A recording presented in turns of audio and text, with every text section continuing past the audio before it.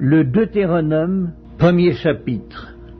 Voici les paroles que Moïse adressa à tout Israël de l'autre côté du Jourdain, dans le désert, dans la plaine, vis-à-vis de Suph, entre Paran, Tophel, Laban, Hatséroth et Dishahab. Il y a 11 journées depuis Horeb par le chemin de la montagne de Séhir jusqu'à Kades Barnéa. Dans la 40e année, au 11e mois, le premier du mois, Moïse parla aux enfants d'Israël, selon tout ce que l'Éternel lui avait ordonné de leur dire.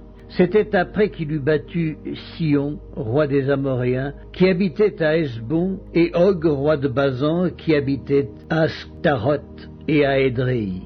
De l'autre côté du Jourdain, dans le pays de Moab, Moïse commença à expliquer cette loi et dit: L'Éternel, notre Dieu, nous a parlé à Horeb en disant: Vous avez assez demeuré dans cette montagne, tournez-vous et partez, allez à la montagne des Amoréens et dans tout le voisinage, dans la plaine, sur la montagne, dans la vallée, dans le Midi, sur la côte de la mer, au pays des Cananéens et au Liban, jusqu'au grand fleuve, au fleuve d'Euphrate. Voyez, j'ai mis le pays devant vous. Allez, prenez possession du pays que l'Éternel a juré à vos pères, Abraham, Isaac et Jacob, de donner à eux et à leur postérité après eux.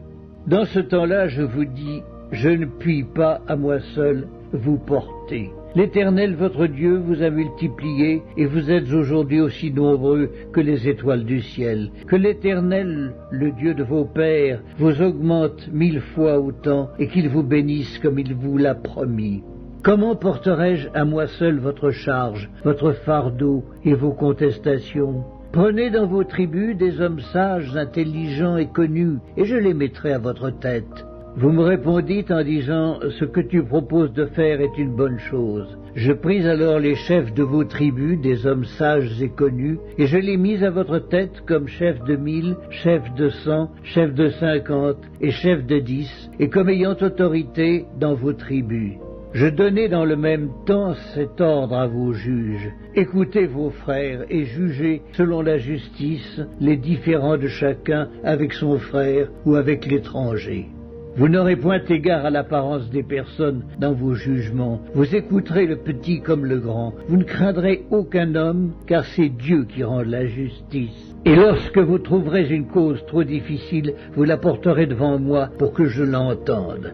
C'est ainsi que je vous prescrivis dans ce temps-là tout ce que vous aviez à faire. Nous partîmes d'Horeb et nous parcourûmes en entier ce grand et affreux désert que vous avez vu. Nous prîmes le chemin de la montagne des Amoréens comme l'Éternel notre Dieu nous l'avait ordonné, et nous arrivâmes à Kades Barnéa. Je vous dis, vous êtes arrivés à la montagne des Amoréens que l'Éternel notre Dieu nous donne. Vois, l'Éternel ton Dieu met le pays devant toi. Monte, prends-en possession, comme te l'a dit l'Éternel, le Dieu de tes pères. Ne crains point et ne t'effraie point. Vous vous approchâtes tous de moi et vous dites: envoyons des hommes devant nous pour explorer le pays et pour nous faire un rapport sur le chemin dans lequel nous y monterons et sur les villes où nous y arriverons. Cet avis me parut bon, et je pris 12 hommes parmi vous, un homme par tribu. Ils partirent, traversèrent la montagne et arrivèrent jusqu'à la vallée d'Escol qu'ils explorèrent. Ils prirent dans leurs mains des fruits du pays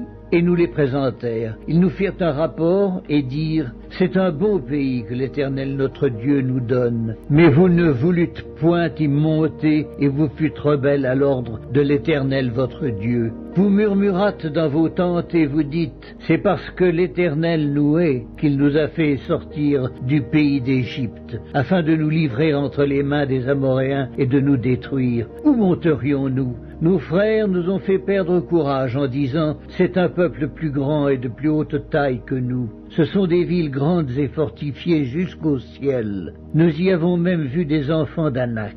Je vous dis, ne vous épouvantez pas, n'ayez pas peur d'eux. L'Éternel votre Dieu qui marche devant vous combattra lui-même pour vous, selon tout ce qu'il a fait pour vous sous vos yeux en Égypte. Puis au désert où tu as vu que l'Éternel ton Dieu t'a porté comme un homme porte son fils, pendant toute la route que vous avez faite, jusqu'à votre arrivée en ce lieu. Malgré cela, vous n'eûtes point confiance en l'Éternel votre Dieu, qui allait devant vous sur la route, pour vous chercher un lieu de campement, la nuit dans un feu, afin de vous montrer le chemin où vous devriez marcher, et le jour dans une nuée.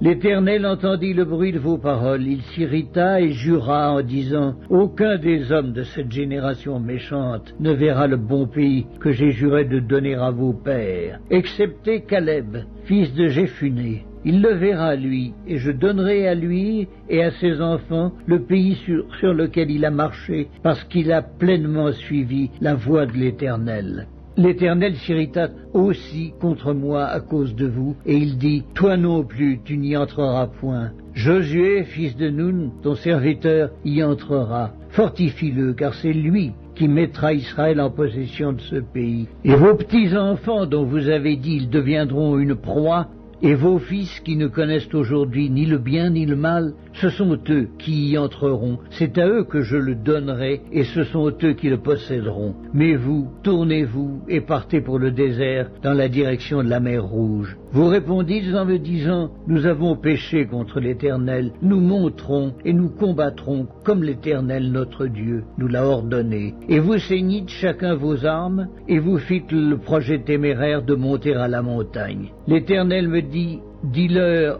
ne montez pas et ne combattez pas, car je ne suis pas au milieu de vous. Ne vous faites pas battre par vos ennemis. Je vous parlais, mais vous n'écoutâtes point. Vous fûtes rebelles à l'ordre de l'Éternel, et vous montâtes audacieusement à la montagne. Alors les Amoréens qui habitent cette montagne sortirent à votre rencontre, et vous poursuivirent comme font les abeilles, et vous battirent en Séhir jusqu'à Horma. À votre retour, vous pleurâtes devant l'Éternel, mais l'Éternel n'écouta point votre voix et ne vous prêta point l'oreille. Vous restâtes à Kadès, où le temps que vous y avez passé fut de longue durée.